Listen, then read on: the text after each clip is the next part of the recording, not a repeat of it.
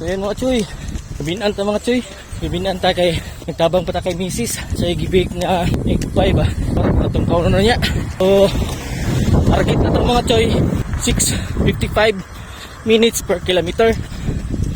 Tapos kumana na to og 27 minutes. Muna kung dalan mga choy.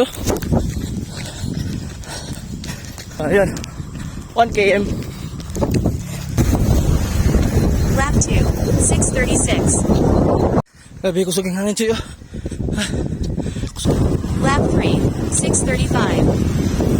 Lap 4, 6:51.